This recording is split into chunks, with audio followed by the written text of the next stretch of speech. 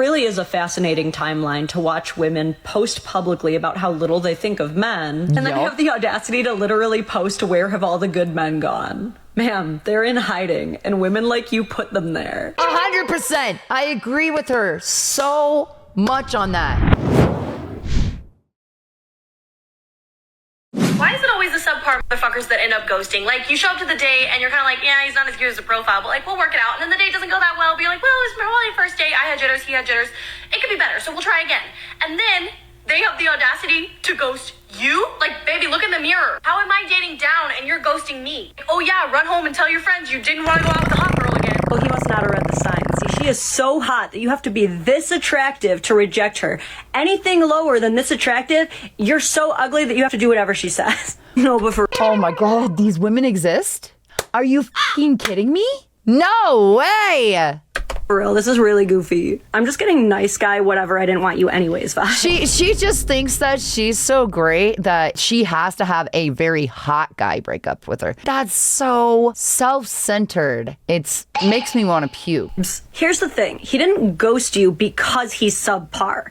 He ghosted you because he could tell that you see him as subpar. If you view a man as less than yourself, he's gonna pick up on that.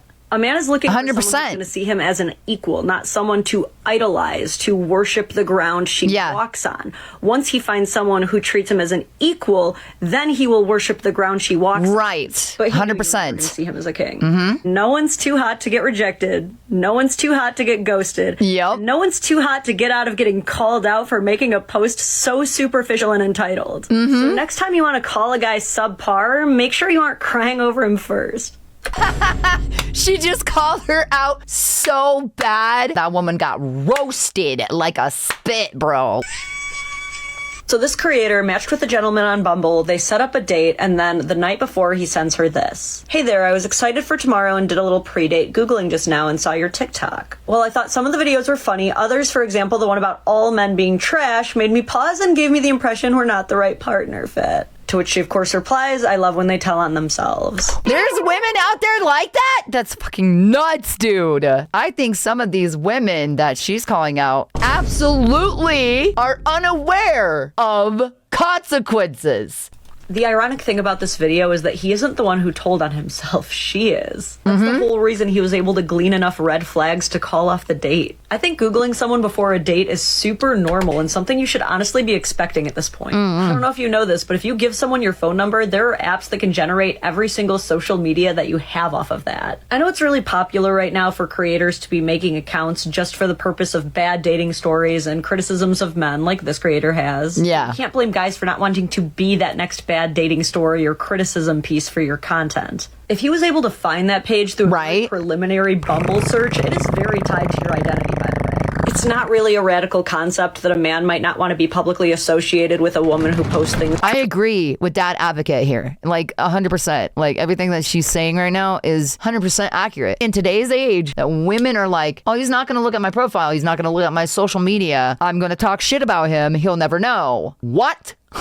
And not only that, like they're talking shit about other dudes too. And they're like, yeah, I don't want to be your next fucking story on your fucking social media. A woman who posts things like this. Exactly. It really is a fascinating timeline to watch women post publicly about how little they think of men. And then have the audacity to literally post, where have all the good men gone? Ma'am, they're in hiding, and women like you put them there.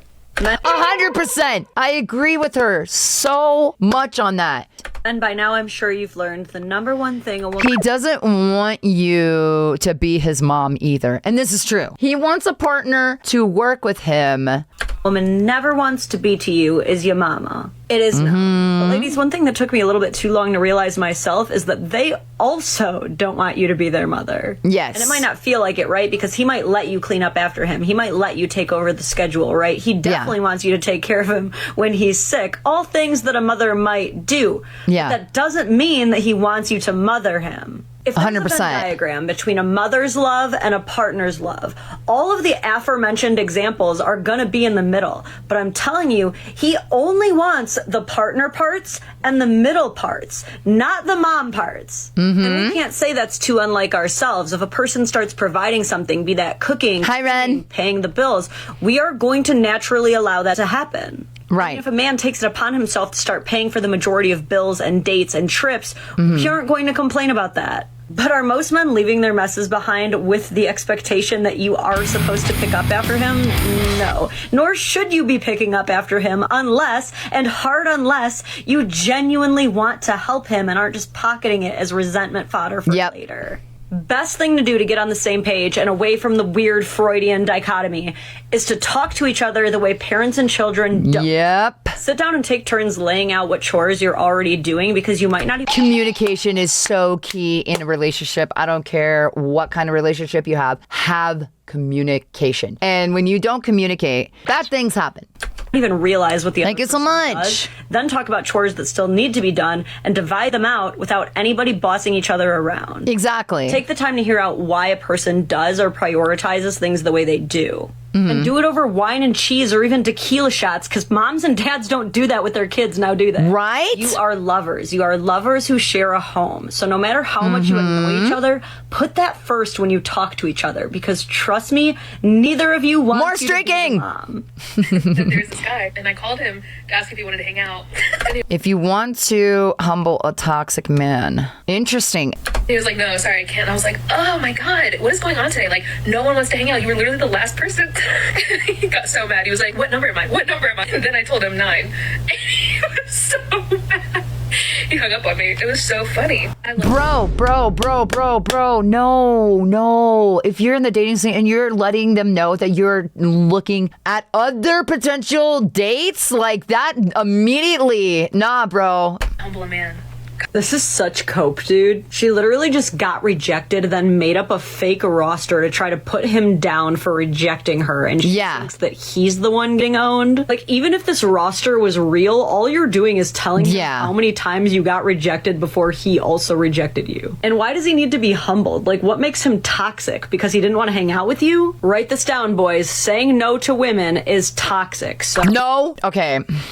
I think she's joking. Oh, don't do that. The comment section is also full of chicks with zero self-awareness, posting their L's and thinking they're flexing. One time a guy I was on a date with asked when the last time was I hooked up with someone. I was like, you really want to know? Last night. He was in his feels. Yeah, dude, I'm pretty sure you'd be in your feels too if your date he just got done being inside of someone else. It's just not the most attractive thing to hear.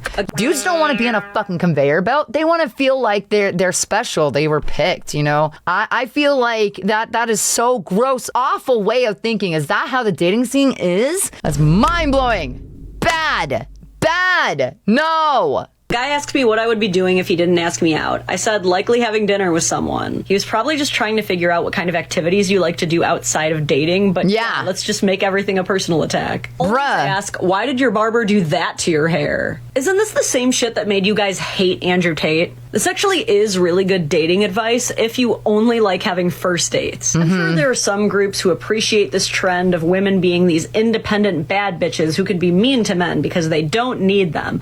But most of us just see a bunch of crybabies who got nerfed and are now desperately trying to make it look like not getting I was their goal all along. This is literally the female equivalent to whatever, she was ugly anyway. But at least pickup artists have the decency to admit they're being players. You guys are still trying to make it look like you're doing something good by calling it humbling men, when really... Yeah, I 100% agree with her. So really gross. Just being needlessly shitty to them. Yeah. How about we humble ourselves and be honest by never fucking compare. I agree. How to humble toxic men. Because here's the thing that people need to realize. Never compare. Whether you're dating or not, do not compare yourself to other people because you're different. You have a different path. You are special. You have your own personality. You have your own wants, your own needs. You are you, right? And there's no one else that can be you. They haven't came up with cloning technology yet. You know what I'm saying? All I'm saying is that you need to remember that people are people and they're special and they have their own personality.